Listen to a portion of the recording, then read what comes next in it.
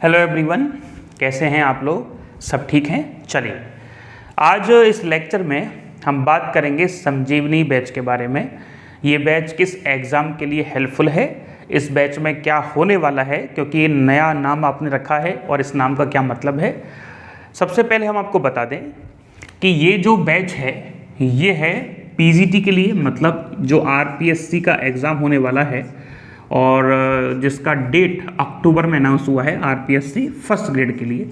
और हम स्पेशली बात करेंगे फिजिक्स सब्जेक्ट की। हालांकि फर्स्ट पेपर के बारे में भी इसमें बात की जाएगी और पेपर्स की जो सॉल्व करने की स्किल्स हैं उसके बारे में बातचीत भी होगी। तो यूँ तो सभी सब्जेक्ट वाले भी देख सकते हैं, लेकिन स्पेशली ये फिजिक्स के लिए रहेगा। दूसरी जो इम्पोर्टेंट बात है कि ये जो बैच है वो बिल्कुल फ्री ऑफ कॉस्ट है, इसका कोई भी चार्ज नहीं है। ये एप्लीकेशन पे भी आएगा और ये यूट्यूब पर भी आएगा, दोनों जगह ये आने वाला है। ठीक है, वैसे तो पहले ये जो बैच था वो एनरोल्ड स्टूडेंट्स के लिए ही आने वाला था, लेकिन जैसा हम देख पा रहे हैं, क्योंकि हमने पिछले लेक्चर में जब स्पेशल टॉक का आया था तो उसमें कहा था कि यदि आपकी कोई भी प्रॉब्लम है तो आप हमसे बातचीत कर सकते हैं, चाहे अंदर के बच्चे हों, मतलब एनरोल्ड हों, या बाहर के स्टूडेंट्स हों। तो बाहर के स्टूडेंट्स ने कम्युनिकेशन किया तो उनके कम्युनिकेशन से, उनके क्वेश्चन से हमको ऐसा लगा कि एक सीरीज सबके लिए आनी चाहिए। तो ये सबके लिए है, इसका कोई भी कॉस्ट कहीं नहीं होगा। दूसरी इंपॉर्टेंट बात ध्यान से सुने, इसमें होने क्या वाला है, संजीवनी का मतलब क्या है। आपके एग्ज़ाम के तकरीबन 80 to 20 डेज रिमेनिंग है और 20 दिनों में आपको बिल्कुल पीसफुली पढ़ाई करनी है, स्टडी करनी है। ये स्टडी शांति से हो पाए, कोई डिप्रेशन आपके पास ना आए, तो आपको क्या करना है। हमारे पास इस समय जब हम बच्चों से कम्युनिकेशन कर रहे हैं, बातचीत कर रहे हैं, तो बहुत सारी प्रॉब्लम निकल के आ रही हैं जो पूरा प्रिपरेशन होने के बाद भी रहती ही हैं, और उनका सॉल्यूशन करना इसलिए ज़रूरी है क्योंकि आप जानते हैं एग्ज़ाम को क्रैक करना एक स्किल होता है और एग्ज़ाम के लिए कंटेंट पढ़ना एक स्किल होता है। दोनों अलग अलग बातें हैं। तो अब तक आपने कंटेंट को पढ़ा होगा, कंटेंट में कोई कमी रह गई होगी तो भी यहाँ बताई जाएगी। मतलब सबसे पहले हम इस बैच में जो करने वाले हैं, इसका जो इम्पोर्टेंट पॉइंट है वो ये है कि हमारे बातचीत से स्टूडेंट्स के साथ उन्होंने कहा कि सर हमने पूरा कोर्स पढ़ तो लिया है, एक बार रिवीजन भी कर लिया है, लेकिन फिर भी क्लियरिटी नहीं है टॉपिक्स के बीच में। हम फॉर्मूले को बुला पा रहे हैं या फॉर्मूला जो है वो इधर उधर शिफ्ट हो रहा है।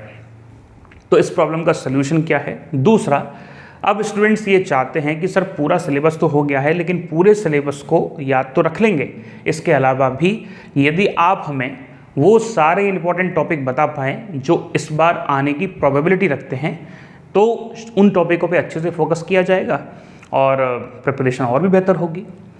इसके अलावा एग्ज़ाम से रिलेटेड जो प्रॉब्लम्स हैं, जैसे आप पहले क्या सॉल्व करेंगे एग्ज़ाम पेपर में, साइकोलॉजी करेंगे, बीएससी का पोर्शन करेंगे या पीजीटी का पोर्शन करेंगे, जिसको हम 11th-12th कहते हैं।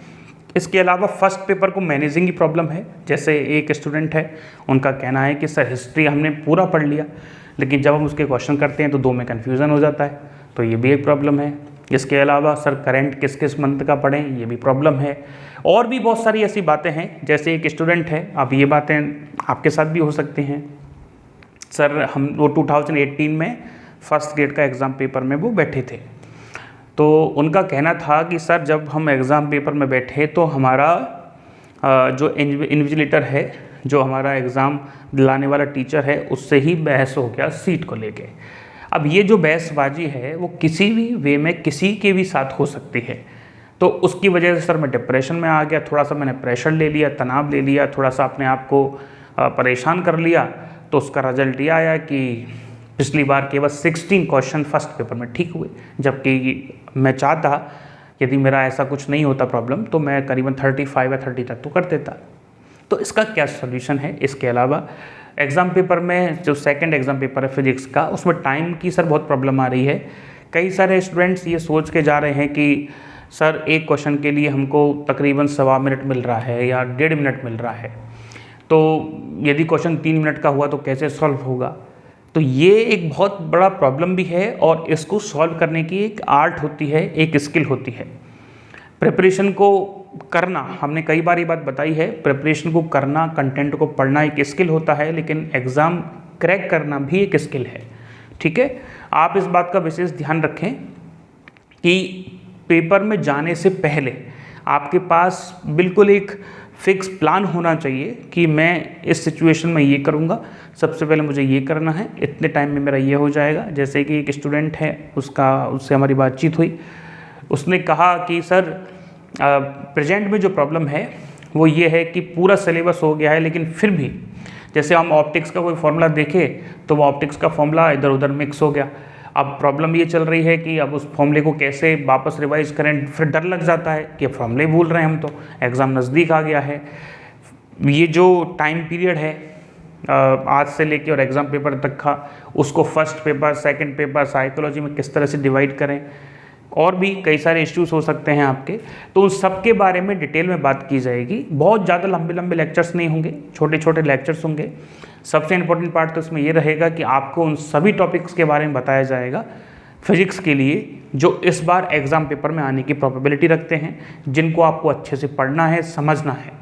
दूसरा, हर एक लेक्चर में हम एग्ज़ाम पेपर की स्किल्स के बारे में बात करेंगे, एग्ज़ाम पेपर्स के बारे में बात करेंगे, और जो भी आने वाली प्रॉब्लम्स हैं उनको पहले से ही जज करने की कोशिश करेंगे। एक अपॉर्चुनिटी आपके लिए ये है कि यदि आप चाहते हैं कि आपकी प्रॉब्लम भी इसमें शामिल की जाए, आपकी प्रॉब्लम का भी सॉल्यूशन किया जाए या जवाब दिया जाए, तो आप कमेंट भी कर सकते हैं, आपके पास नंबर भी है तो उस पर आप कम्युनिकेशन भी कर सकते हैं, व्हाट्सएप पे मैसेज भी कर सकते हैं, ठीक है। तो चलिए हम नेक्स्ट डे शेड्यूल के अकॉर्डिंग बिल्कुल प्रॉपर काम होगा, और ये जो शेड्यूल है, इस शेड्यूल के अकॉर्डिंग जो भी हमने सब्जेक्ट लगाए हैं उस सब्जेक्ट के साथ साथ आप अपनी प्रिपरेशन करोगे। मतलब हम जो शेड्यूल तैयार किए हैं, जिसके अकॉर्डिंग हम आपसे बातचीत करेंगे, उन शेड्यूल के अकॉर्डिंग आपको पहले से पढ़ के आना है। जैसे आज हम बातचीत ऑप्टिक्स पे करने वाले हैं, तो ऑप्टिक्स को आप पहले देख के आओगे और हमारे लेक्चर होने के बाद थोड़ा सा और देखोगे, तो आपका ऑप्टिक्स कवर हो जाएगा। फिर यदि हम बात करेंगे इलेक्ट्रॉनिक्स पे, फिर हम बात करेंगे मैकेनिक्स पे, सॉलिड स्टेट फिजिक्स पे, तो आप उस वे में प्रिपरेशन करते रहें।